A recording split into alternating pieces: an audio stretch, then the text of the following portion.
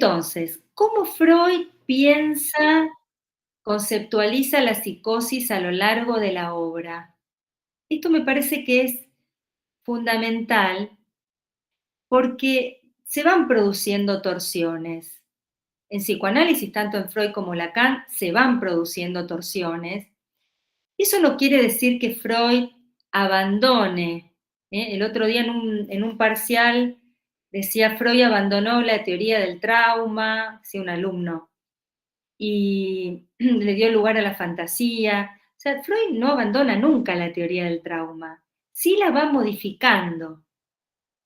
Entonces, la segunda tópica no echa por la borda a la primer tópica, es una nueva manera de pensar, de conceptualizar, pero que incluye a la primera tópica. Y lo mismo nos pasa con Lacan. La segunda o la última enseñanza de Lacan, en donde Lacan está muy concernido por la lógica del nudo, no deja de lado la estructura. Y a mí me interesa que en la materia cada vez más introduzcamos esta perspectiva de Lacan, porque tiene una enseñanza clínica fundamental, que va más allá de la estructura clásica de nuestra materia, la clínica estructural, las tres estructuras, neurosis, psicosis, perversión. En los prácticos damos neurosis, en los seminarios y en los teóricos estamos dando perversión, que ya lo dimos en el primer cuatrimestre y ahora pasamos a psicosis. Esta es la clínica estructural. Pero tenemos un más allá de esta clínica con Lacan, ya no es el retorno a Freud de Lacan, que vamos a decir es el eje de nuestra asignatura, sino que es algo que propone Lacan y que tiene que ver con la clínica. Y es bastante importante situar la clínica de los nudos, porque el nudo, o esto que han escuchado hablar ustedes, bueno, me enganché con esto, pero ahora vuelvo a Freud, pero tal vez tenga que ver con un marco general, porque algo vamos a trabajar cuando hablemos de la clínica según Lacan, la psicosis. Justamente el nudo, Lacan lo conceptualiza a partir de la psicosis, en el seminario 23 con Joyce. Y porque aparece una pregunta, ¿no? ¿Cómo se anuda a alguien? ¿Qué sostiene a alguien? En el caso de Joyce es la escritura. Entonces, cuando nosotros ubicamos en la clínica cómo se sostiene alguien, ¿para qué nos sirve? Para saber qué es lo que no tenemos que tocar. Si alguien se sostiene con la escritura, eso es algo a cuidar. Es como una cosa muy básica, pero es muy fundamental. Pero bueno, vayamos, rebobinemos y vamos a Freud. Y me interesaría situar 3 momentos en Freud. Voy a tomar una diapositiva para que lo podamos visualizar.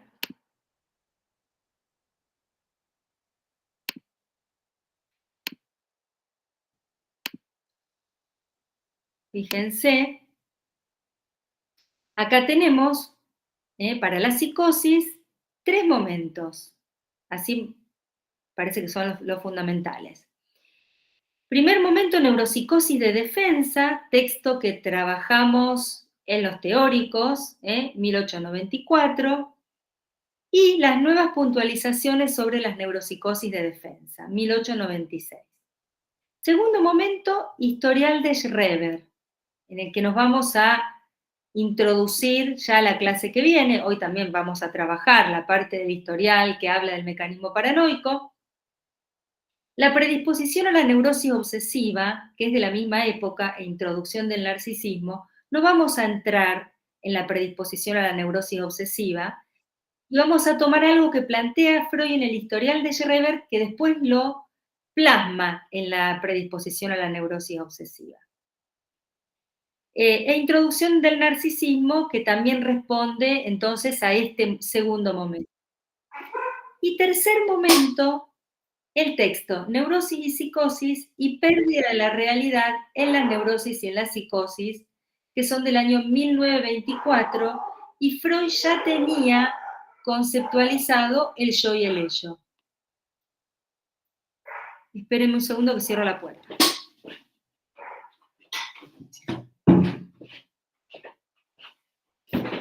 Bien, vamos al primer momento. Fíjense, neuropsicosis de defensa es algo que yo insisto, los que cursan conmigo el práctico lo saben, insisto de la importancia de este texto, porque acá Freud funda su teoría de la defensa. La teoría de la defensa que tiene que ver justamente con este término divorcio. A partir de una representación inconciliable, estoy en la neurosis, estoy haciendo una revisión con la neurosis. De la representación inconciliable se produce como defensa un divorcio de esa representación y el afecto. En la histeria, el afecto va al cuerpo y ahí se produce el mecanismo de la conversión, y en las representaciones obsesivas y fobias se produce un enlace falso, o sea, el afecto se muda sobre una representación que no es inconciliable. Pero, ¿qué plantea Freud en este texto respecto a lo que después va a llamar la psicosis? Y acá la llama confusión alucinatoria. Que no se produce ese divorcio de la representación y el afecto, sino que se produce, Freud dice, un rechazo. Y acá es la primera vez que aparece el término Verwerfen, rechazo. Hay como una dificultad, por eso yo puse, o sea, en la edición de Amor-Ortu, dice, Echeverry pone desestima, y yo puse entre comillas, entre paréntesis, rechazo, porque acá no sería correcto plantear la desestimación, que es lo que planteamos para la perversión, sino el término rechazo, que es como corresponde traducir el término en alemán Verwehr. ¿En qué consiste este rechazo? Dice Freud. Lo que se rechaza, como no hay divorcio, es la representación junto con el afecto. El problema es que al rechazar esta representación junto con el afecto, dice Freud, como la representación está enlazada a una porción de la realidad, en ese intento defensivo hay una pérdida de la realidad, o sea, un apartamiento de la realidad. Fíjense cómo podemos conectar este texto, que ya está hablando de un apartamiento de la realidad, con el texto de 1924, Pérdida de la realidad. Es interesante hacer este puente. Luego tenemos las nuevas puntualizaciones, y acá ya Freud no habla de la confusión alucinatoria, sino de la paranoia. ¿Y qué dice por primera vez? Que el mecanismo de la paranoia es la proyección. Es la primera vez, año 1896, que Freud habla de proyección. Bien, ¿alguna pregunta hasta acá? Así vamos al segundo momento.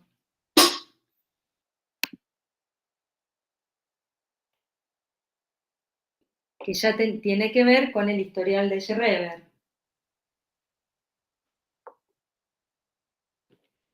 Acá tengo el historial. Se sigue esta primera parte, ¿no? Me parece que son textos que ya han recorrido. Bien. Entonces vamos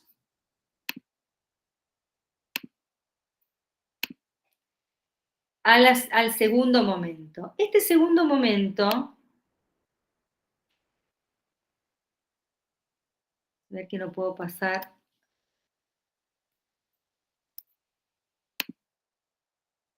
Ahí va. Este segundo momento tiene como denominador el historial de Schreber, pero como les dije antes, también la predisposición a la neurosis obsesiva, que es un texto en donde Freud plantea, no solo para la neurosis obsesiva, como se llama, ¿no? El título como que está dedicado a la neurosis obsesiva, pero también habla de por qué alguien enferma, cuál es la condición de enfermar. Y entonces Freud dice, la condición de enfermar tiene que ver con los puntos de fijación. Hace como una correlación entre el punto de fijación y la particularidad de la enfermedad, de la patología, diríamos. Que esto también lo va a decir en el historial. Por eso no nos vamos a meter en este texto para no sumar bibliografía. Voy a empezar por segundo y tercero para después dedicarme más al historial. En Introducción del Narcisismo, texto que ustedes trabajaron en Psicoanálisis 2 y 1, ¿no? Freud va a hablar de la neurosis de transferencia, fobias, histerias y neurosis obsesiva, versus las neurosis narcisistas, paranoia, esquizofrenia y melancolía. ¿Por qué va a ser esta diferencia? Porque va a tomar los conceptos de libido de objeto para la transferencia, libido del yo para las neurosis narcisistas. Estos dos términos, libido de objeto y libido del yo, Freud los toma de Abraham, de Karl Abraham. Esto también es importante situar, si bien Freud mucho no lo dice, algo dice en el historial de Schreber, este movimiento y esta conceptualización del libido de objeto versus libido del yo es de Abraham. Y entonces ahora vamos al historial de Schreber y al punto, bueno, acá quería, antes de ir al historial voy a tomar esto que tiene que ver con la libido del yo y la libido del objeto, que entre 1908 e Introducción del Narcisismo.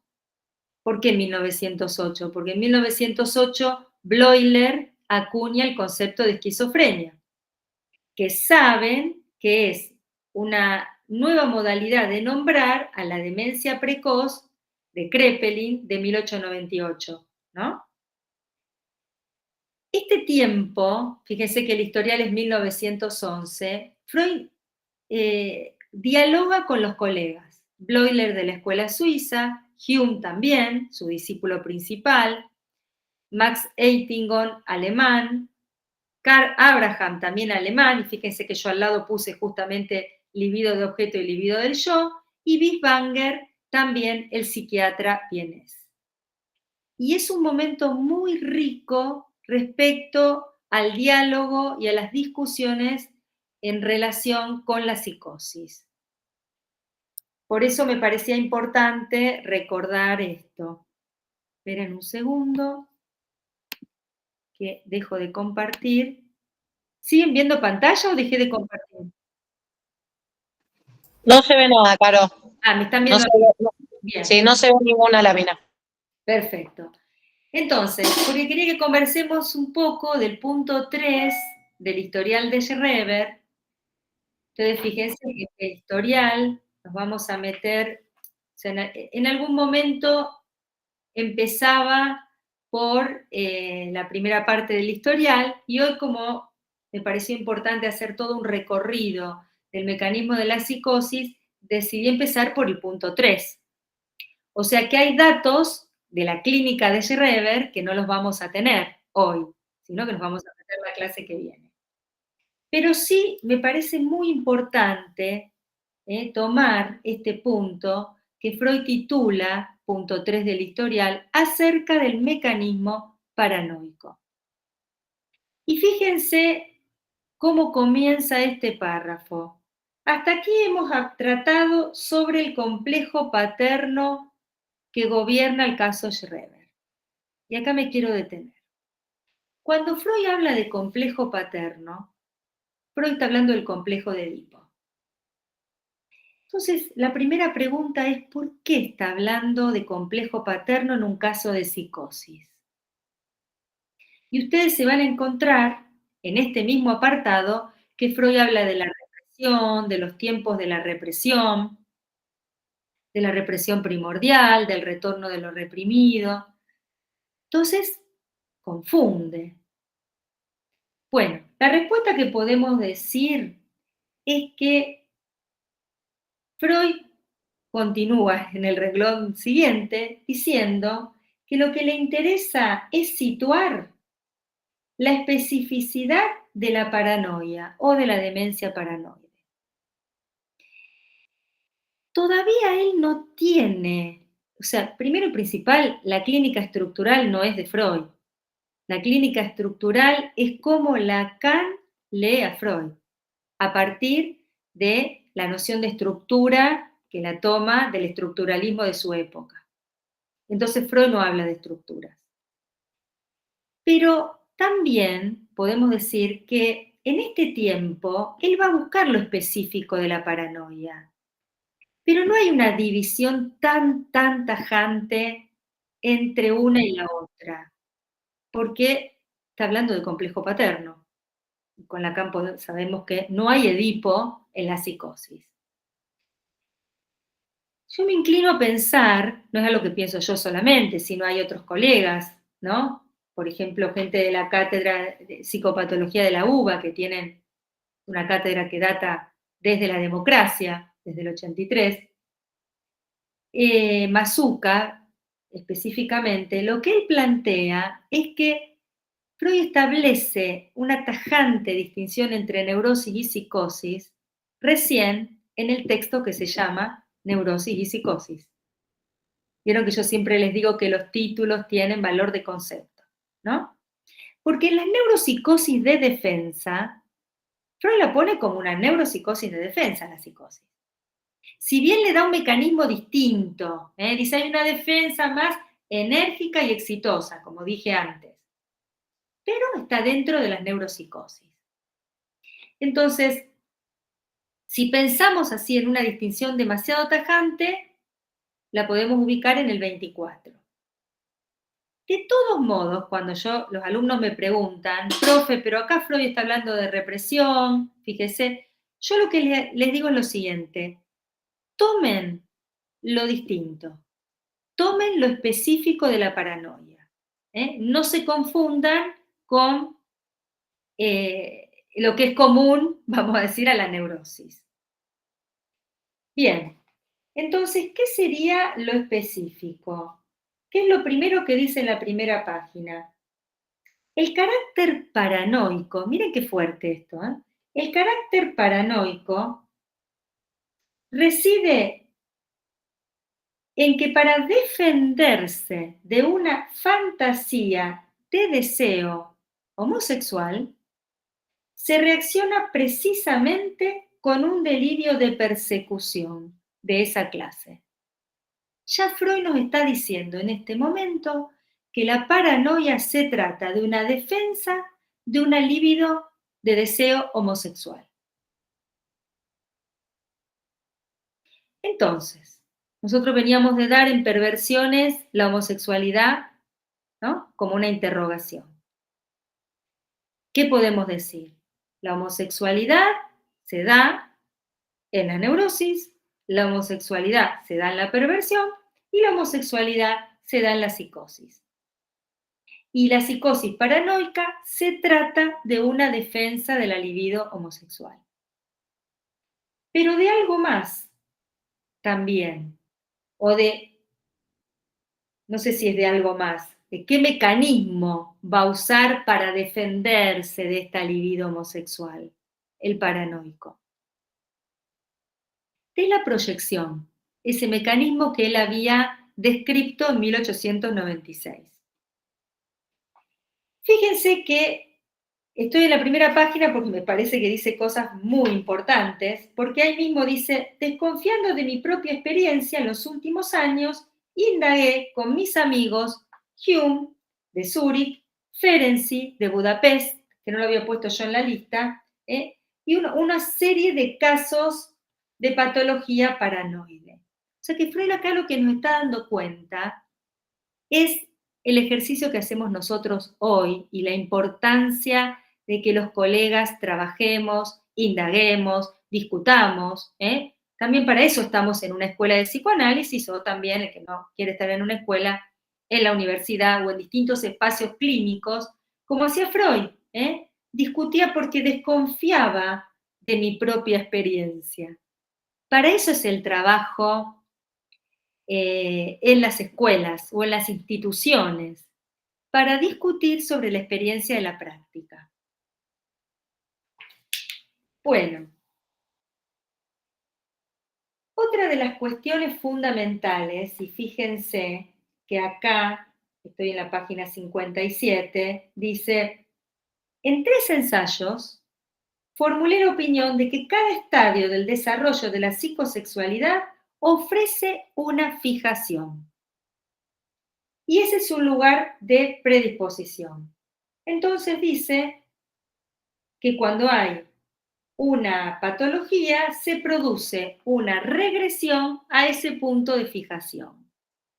Y esto es lo que, cuando yo les dije en la predisposición a la neurosis obsesiva, acá hay un llamado al pie, y cita el texto que va a ser posterior a este, Freud habla justamente los puntos de fijación y regresión. ¿Qué va a plantear para la paranoia? ¿Dónde hay una fijación? En el narcisismo. Y la va a separar. Vieron que en Introducción del Narcisismo habla de parafrenias. Une paranoia con esquizofrenia. Bueno, acá las va a separar. O sea, ¿en qué punto se unen y en qué punto se separan? Se unen porque las podemos considerar a las dos psicosis. Pero ¿en qué punto se separan? En los puntos de fijación. En la paranoia hay una regresión al narcisismo y en la esquizofrenia hay una regresión ¿a dónde? A ver, pensémoslo. Sería el autoerotismo, donde están todas las pulsiones desperdigadas sin una unificación. Muy bien, León. Al autoerotismo, en donde todavía no está esta acción psíquica de unificación. ¿Cómo lo podemos decir con Lacan esto? En la paranoia hay una entrada al estadio del espejo, se produjo esa asunción jubilosa del cuerpo. ¿Ustedes vieron el estadio del espejo en alguna materia? Sí, profe, en psicoanálisis. ¿En cuál? Psicoanálisis 2. En 2. Bien, fundamental, ¿no? Hay ingreso al estadio del espejo, por lo tanto está, ¿no? Esa acción psíquica, como dice Freud, esa unificación, ese reconocimiento de la imagen, pero no hay salida. Porque ¿cómo se sale? ¿Qué sería salir del estadio del espejo? Es poder instaurar el eje imaginario, yo otro, del esquema L, por ejemplo, yo otro, ¿no? Hay una distancia entre yo y el otro en ese eje imaginario. Entonces no hay diferencia yo otro. Entonces, ¿qué le pasa al paranoico al no poder establecer esa distancia simbólica con el otro? El otro se le torna su perseguidor y no sabe cómo sacarse al otro encima. Por eso, en general, suele suceder que el paranoico se arma toda su cuestión con el próximo, con el vecino. A veces ocurre literalmente con el vecino. Y si no es con el vecino, es con el familiar. Por eso, muchas veces los familiares, tenemos un montón de casos, pero bueno, me acuerdo del caso Barreda, que fue tan famoso en su momento, el odontólogo que mató, ¿no? A la mujer, a las hijas, a la suegra, que eran las próximas, o sea, las que estaban, las vecinas, las que vivían con él. Entonces, también con esto podemos entender cómo una madre, por ejemplo, puede matar a un hijo, porque hay algo de eso próximo que para el neurótico puede ser tan amado y para el psicótico puede ser tan peligroso. Y en ese sentido, es muy importante la escucha analítica, para escuchar qué lugar ocupa un hijo, por ejemplo, para una madre. Bien, entonces, ¿qué les decía en relación a esto? Que es algo que Lacan, podríamos decir, toma de Freud. ¿Qué pasa en la paranoia? Hay una regresión al narcisismo, dice Freud, en Lacan podemos decir, no hay salida del estadio del espejo. ¿Qué pasa en la esquizofrenia en relación al estadio del espejo? No hay entrada, porque justamente esta regresión al autoerotismo, esta cuestión de la voz por un lado, la mirada por otro, ¿no? Esa voz loca que escucha, la alucinación, tiene que ver justamente con los distintos objetos de la pulsión o el cuerpo que no está unificado. Entonces está por un lado la mirada, por el otro lado la voz, y es este cuerpo fragmentado que no pudo unificarse y que por lo tanto aparece en el momento de desencadenamiento de modo alucinatorio. Es también importante ubicar que la clínica de la esquizofrenia se manifiesta principalmente en el desencadenamiento con alucinaciones, que ya las vamos a ver en Schreber, porque el caso de Schreber es un caso especial, y la clínica de la paranoia con el delirio. Ese es el desencadenamiento, digamos, de la paranoia tiene que ver con un delirio, el desencadenamiento de la esquizofrenia con las alucinaciones. El asunto también fundamental para el analista, el practicante del psicoanálisis, es escuchar y hacer un diagnóstico, para eso están las entrevistas preliminares, para saber si se podría tratar de un caso de psicosis. ¿Por qué? Porque, bueno, hay que tener mucho cuidado de ¿no? Si es una psicosis que no ha desencadenado, de ver qué puede ser el analista, qué puede hacer en el sentido de no impulsar un desencadenamiento. Por eso es tan importante la intervención clínica y el diagnóstico. Entonces Freud va a plantear algo que es muy importante en el historial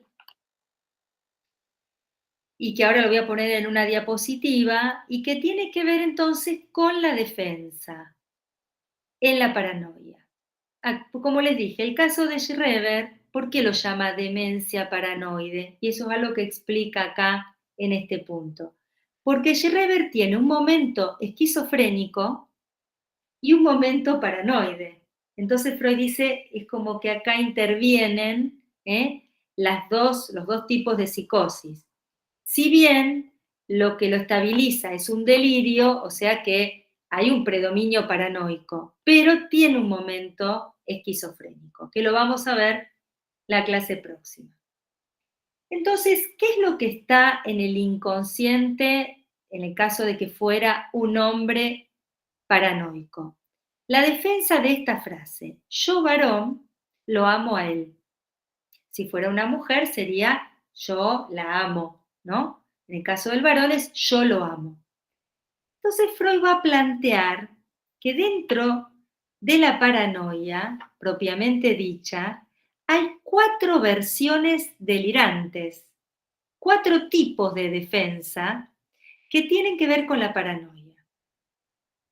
La paranoia propiamente dicha, que es el delirio persecutorio, el delirio celotípico, que tiene que ver con el delirio de celos, que ahora vamos a explicar cómo se produce, el delirio erotomaníaco, que tiene que ver con la certeza de amor, y el delirio megalomaníaco. Estos 4, que ahora voy a pasar a explicar con una diapositiva para poder seguirlos mejor, son 4 versiones de delirios paranoicos y que se derivan de defensas de la frase yo lo amo. Los 4 se derivan de defensas de la frase yo lo amo. Y ahora vamos a ver qué modificaciones se producen para obtener estas 4 versiones de delirio. Entonces, si tenemos a alguien que tiene un delirio de celos, ese hombre que tiene un estatuto delirante, yo cuando doy clases siempre digo, no se trata de que ustedes ven al novio que está chateándose con una chica y dice, tengo delirio de celos. Delirio de celos es, ¿no? Que la mujer mire por televisión y dice, vos tenés relación con ese hombre porque lo miraste y el tipo te miró. O sea, delirante, ¿eh? Hay algo delirante. Bien. Voy a mostrarles con una diapositiva. Esperen un segundo que se me cerró la ventana.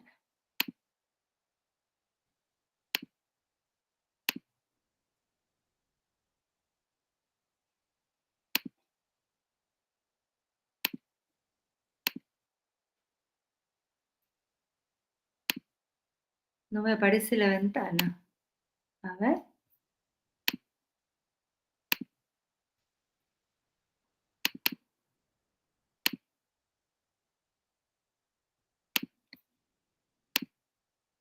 ¿Ustedes qué ven ahora en este momento? ¿Ven mi pantalla? No, No. No, profe, no se ve nada. Pestaña. Lo tengo abierto, pero no sé por qué motivo.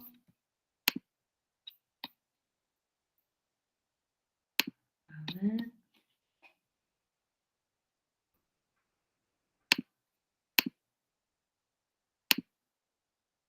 Pantalla completa.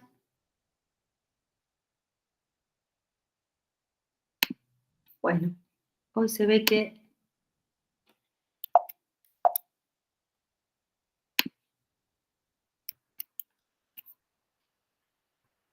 es que ahora no estoy compartiendo.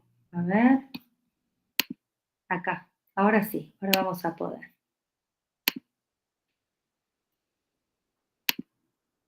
¿Ahora sí? perfecto, se ve bárbaro. Bueno, bien. Esto ya... Ahí vamos a la fórmula de la paranoia. Le pido que si esto no lo entienden, lo volvamos a ver porque no es muy fácil. Entonces, son distintas contradicciones a la frase yo lo amo. Y el mecanismo, como dijimos antes, de la proyección. Algo que dice Freud, dice así en la página 66. Lo cancelado adentro retorna desde afuera. ¿No? Lo que se cancela desde adentro aparece proyectado, eso que está rechazado, podríamos decir, en el interior del sujeto, aparece afuera, proyectado. Esto es lo que podemos decir con Lacan, esto que le retorna de lo real. Yo creo que Lacan acá, cuando habla del retorno de lo real, se sirve de esta fórmula freudiana. Entonces, ¿cómo es la paranoia? Si se tiene que defender, la paranoia propiamente dicha, ¿no? Si se tiene que defender del amor de él, ¿cómo se defiende? Yo no lo amo, lo odio. ¿Por qué lo odio? Porque es él el que me persigue. Entonces, ¿qué es lo que contradice? El verbo que cambia amor por odio. Con esto que estamos diciendo, que el delirio paranoico, Flechig, en el caso, si alguno ya lo leyó, el médico que era tan amado, Flechig, el médico de Schreber, que lo persigue, ¿qué me está diciendo? ¿Qué está diciendo ahí?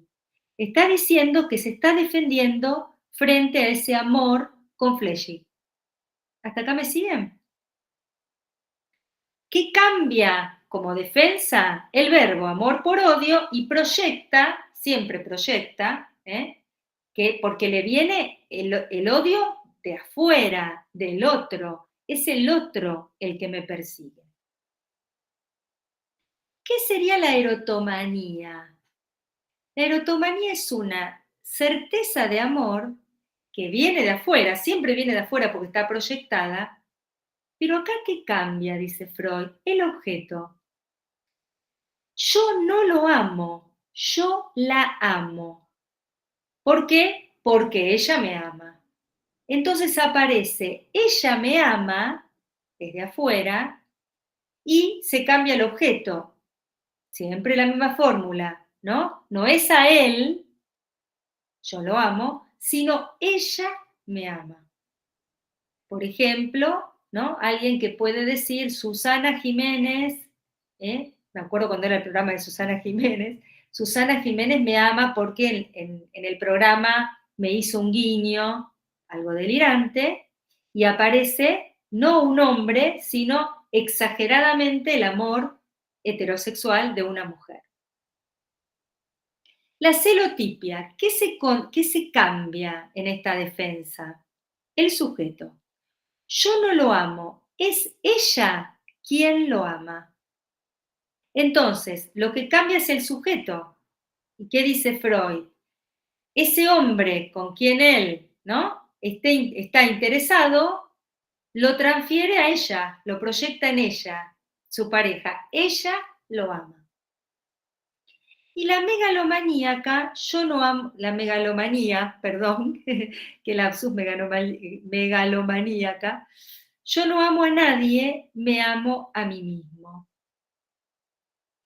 Entonces, es muy importante porque justamente, acá vamos a ir al tercer momento, pero quiero volver, es muy importante porque esto habla justamente de la libido en el yo. Yo soy el más grande de todos. La clase que viene vamos a ver el delirio de Schreber. Dios lo eligió para redimir al mundo y devolverle la bienaventuranza perdida. Imagínense cuán importante es para que Dios lo elija. Bueno, ¿cómo vamos con esto?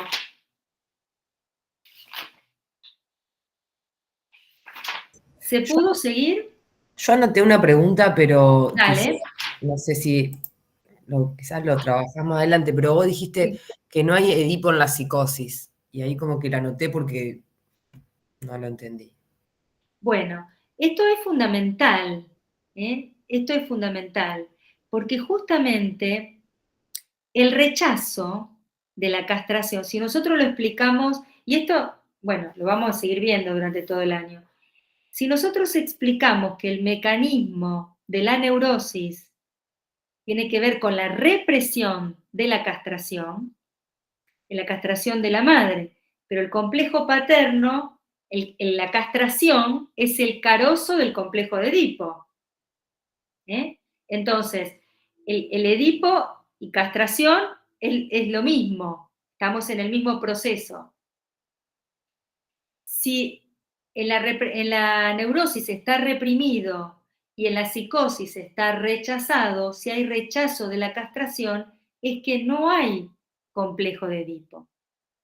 Con Lacan podríamos decir, ¿se acuerdan que el complejo de Edipo, después lo vamos a retomar nosotros cuando veamos Hans? Hay 3 tiempos del complejo de Edipo, ¿no? Porque suele haber preguntas, profe, ¿en la psicosis hay primer tiempo? No hay primer tiempo porque no hay Edipo, no hay complejo de Edipo. Tampoco hay neurosis infantil. Cuando nosotros estamos viendo los prácticos el historial de Dora y el hombre de las ratas, estamos viendo el Edipo que funda la neurosis infantil. Y no hay eso. Entonces, tenemos otra cosa, tenemos el rechazo. Por eso Lacan, cuando veamos un texto que para mí es muy importante, quiero que veamos algo que se llama Introducción a la cuestión preliminar a todo tratamiento, de una cuestión preliminar a todo tratamiento posible de la psicosis, Lacan va a plantear que hay 2 agujeros en la psicosis. Uno a nivel del nombre del padre y otro a nivel de la significación fálica, que es lo que viene de la madre. Y ahí hay agujeros. María Eugenia. Profe, entonces en relación a lo que usted dice, ¿podemos afirmar que hay psicosis en la niñez? Ya desde el vamos, se estructura como una psicosis y se comporta así. Claro, es que para el psicoanálisis, en relación a la lógica de la estructura se funda en la niñez y no hay posibilidad de pasaje de una estructura a la otra. Entonces, se habita, ¿no?, la subjetividad al modo de la neurosis, al modo de la psicosis o al modo de la perversión si hay una renegación de la castración de la madre. Y una vez que se funda la estructura, es así. Por eso cuando Lacan introduce el término forclusión, para hablar del mecanismo de la psicosis, la forclusión es un concepto que Lacan toma del campo jurídico. En el campo jurídico es preclusión. ¿Y para qué se usa la preclusión en el campo jurídico? Para hablar de ciertos pasos, cuando uno está haciendo un proceso judicial, se siguen ciertos pasos. Y se usa la preclusión para dar cuenta de que hay un paso que no se hizo y si se cumplió el tiempo, eso prescribe, queda precluido. Entonces Lacan ubica y lo llama forclusión, él le da un nombre, un neologismo, diríamos, para decir, bueno, eso que no ocurrió cuando tenía que ocurrir y no ocurrió, fue. Que tiene que ver justamente con el complejo de Edipo y la represión y la aceptación de la castración. Ahí fue rechazado y ya eso queda como un agujero en esa estructura. Vamos a ir viendo desde distintos lugares y vamos a ir viendo qué le pasa a Schreber, porque Schreber era un hombre que tuvo una vida normal hasta que ocurrió un desencadenamiento. Eso lo vamos a ver la clase próxima. No sé si había preguntado, primero María Eugenia había levantado la mano, ¿no? ¿O ya preguntaste? No, ya pregunté, profe. Era eso que Karina, estamos diciendo. Karina. Sí, a mí, ¿qué tal?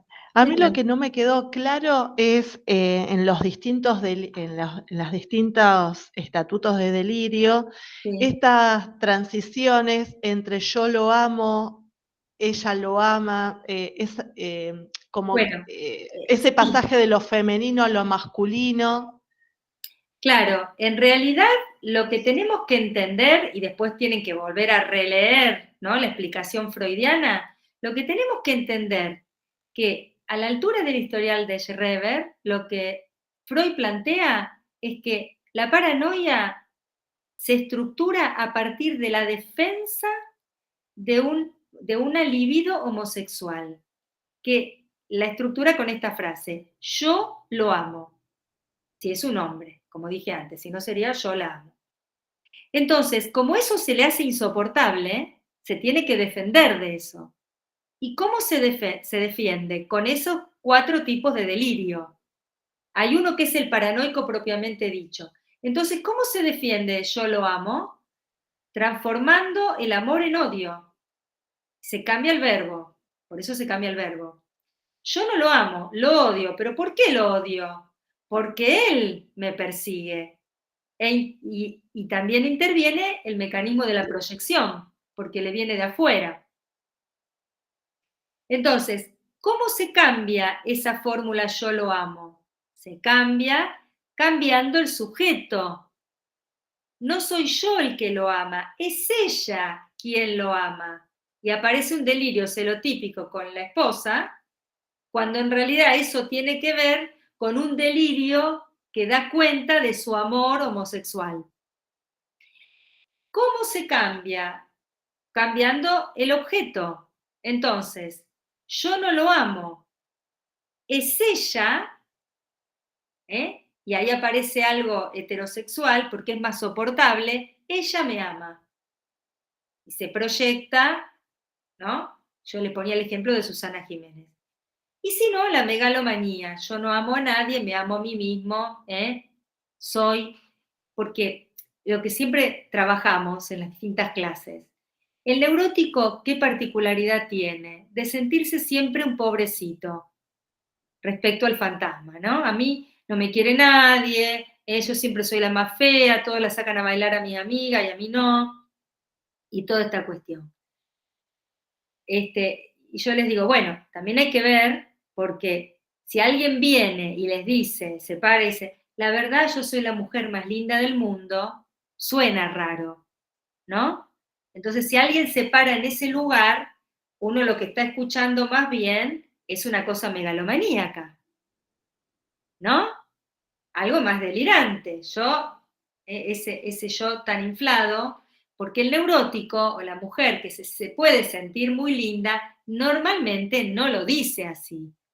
Ahí suena más algo megalomaníaco. Por eso les ponía el ejemplo de Schreber, Dios me eligió para redimir al mundo y devolverle la bienaventuranza perdida. Bueno, esto se escucha bastante frecuentemente, ¿no? Prendemos el televisor y lo escuchamos. Bien. ¿Hay alguna otra pregunta? Francisca quería decir algo. Caro, perdón, Sí. no tengo la cámara prendida porque no me llega bien la señal de internet. No, Perfecto. para Karina, por ahí, algo que está bueno es cuando vayas al historial en esto de él me persigue, al principio va a decir como que Flechi era recontra venerado, tenían una foto de él, entonces como bueno, con la mujer lo adoraban porque hizo todo bien, y después como esto se transmuda, digamos, y ese doctor tan venerado y tan genio, digamos, empieza a ser perseguidor, como ya no es tan bueno y tan venerado como antes. Por ahí en el historial deja de ser tan abstracto y se empieza a ver un poco qué sucede. Exactamente, Francisca, porque yo les contaba antes que yo elegí hoy hacer como un recorrido de cómo Freud va pensando la psicosis a lo largo de la obra, y nos falta la semana que viene creo que no hay clases en principio, pero bueno, la próxima, trabajar el historial. Entonces ahí vamos a entender un poco más y además vamos a seguir conversando. Perdón, llegué tarde, Caro. No, está perfecto lo que vos estás diciendo. No hay ningún problema de que nos adelantemos, porque después lo retomamos, y nos sirve ir y venir para ir entendiendo mejor. ¿Alguna otra puntuación, aporte? Es importante que este punto lo lean. El historial tiene 3 partes, el cuadro clínico, el punto 1, el punto 2, intentos de interpretación, y el punto 3 acerca del mecanismo paranoico. Entonces, es importante que no solo leer la primera parte, porque a veces pasa que cuando vienen a rendir cuentan el relato, pero cómo Freud piensa la psicosis en ese momento es fundamental.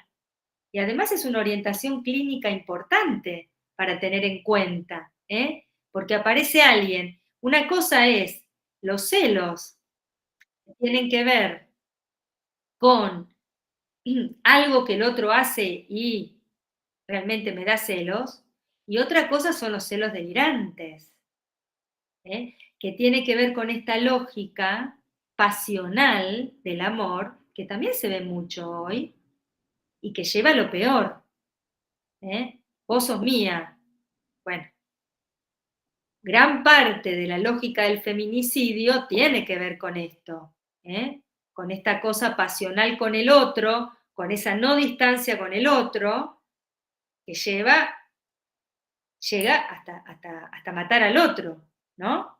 Por eso la clínica de la psicosis es una clínica donde hay un alto riesgo al pasaje al acto, que nosotros lo vimos en la unidad de perversiones. El pasaje al acto como el suicidio o el homicidio. Una clínica muy delicada. La neurosis también, pero acá tenemos un compromiso mayor. Ana. Sí, ¿sabes por qué me había quedado la duda esa de que en la psicosis no hay Edipo?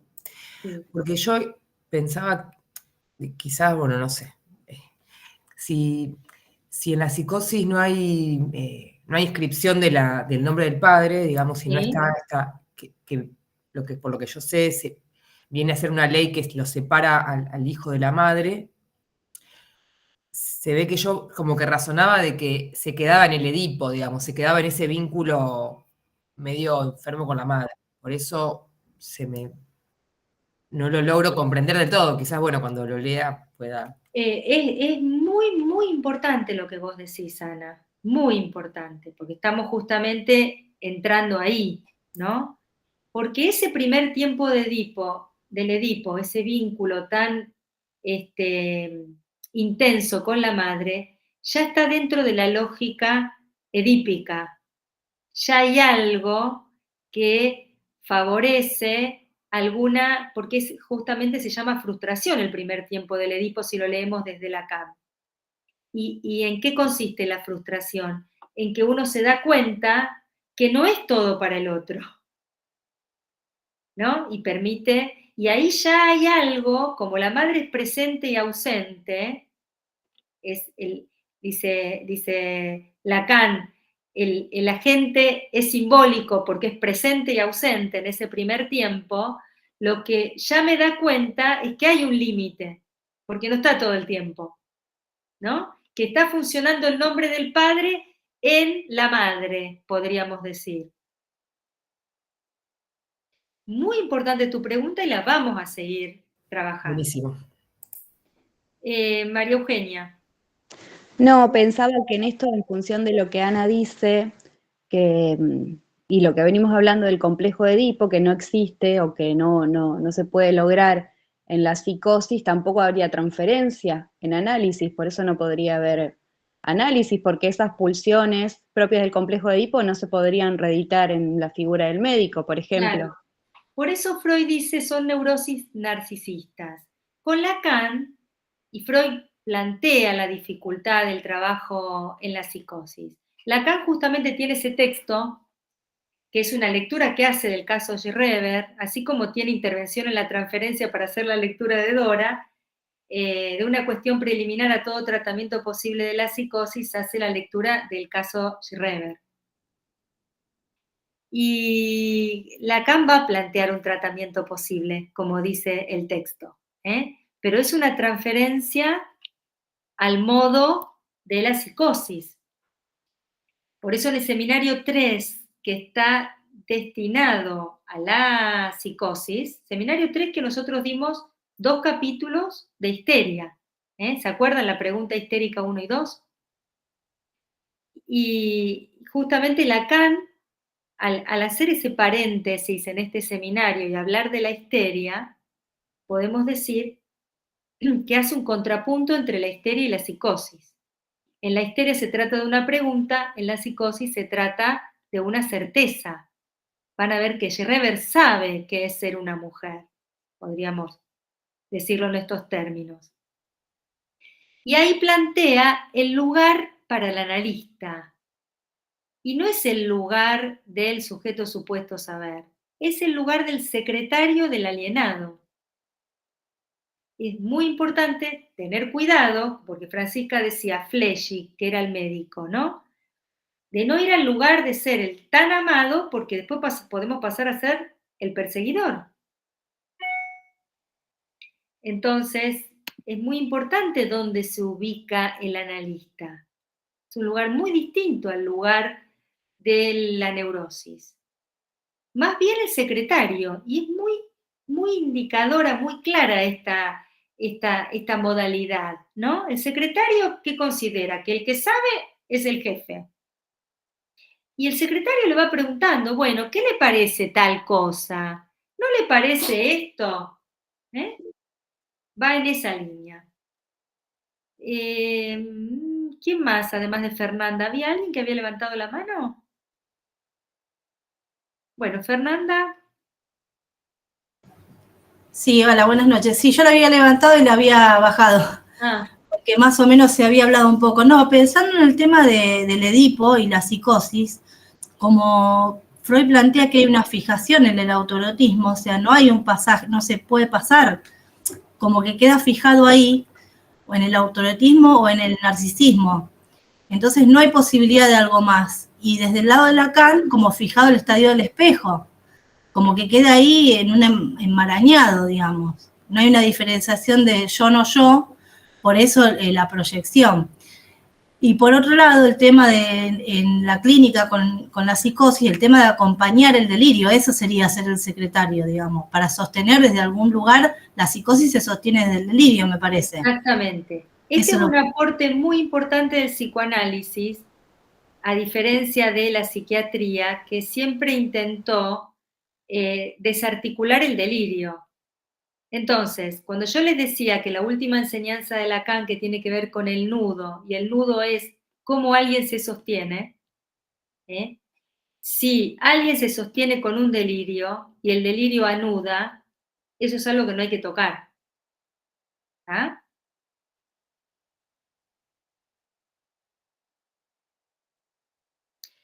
Bueno, nos faltaría el tercer momento, neurosis y psicosis y la pérdida de la realidad, pero yo hoy lo dejaría acá, la próxima retomaríamos ahí y tomaríamos el historial de Schreber para entrar en Schreber. No sé si hay alguna pregunta más o algún aporte. Julieta. Sí, yo tengo una consulta. Si las clases quedan grabadas, ¿en dónde puedo buscarlas? Porque no me pude conectar la clase pasada. Están en el YouTube de la cátedra, Psicoanálisis y Psicopatología. Pero Buenísimo. acá no sé si alguien tiene el link como para ponerlo en el chat, así ya lo copian. Y Francisca, ¿alguien se quería sumar? Que te pase el dato en el chat también. Dale, perfecto. ¿Alguien tiene el chat con el link? Ahí está, ahí ya lo subieron. Esteban, ¿querías decir algo? Sí, ¿cómo va? Me retomé algo que decía María Eugenia, que me parecía muy interesante cómo lo toma, en relación a esta cuestión de que, bueno, digamos, la neurosis sería un punto de llegada. En ese sentido me parece que podemos, digamos, ubicar desde Lacan cierta influencia desde la obra de Klein, digamos, donde, digamos, del kleinismo como que todos partimos psicóticos, y sería efectivamente un punto de llegada, ¿no? No es casual que, digamos, durante tantos seminarios discuta con Klein. Eso por un lado. Por otro lado, nada, había recortado un fragmento de una cuestión preliminar donde trabaja el punto de la regresión, y particularmente después justo pasamos de tema y me parecía que quedaba medio colgado, así que lo pongo ahora, digamos, pero bueno, en relación a los puntos de fijación en la esquizofrenia, una expresión muy enigmática de Lacan que dice la regresión al filo mortal del estadio del espejo, para pensar el punto de fijación en la esquizofrenia. Y por otro lado, nada, retomo esta cuestión de cómo en el seminario 3 el secretario del alienado, digamos, viene a ser en cierto punto una crítica, una ironía que ubica a Lacan en relación a los psiquiatrones, si se quiere, de la época, donde justamente criticaban, dice, ¿qué vamos a hacer? El secretario del alienado, de los alienados. Y Lacan dice, sí, justamente esa es la posición.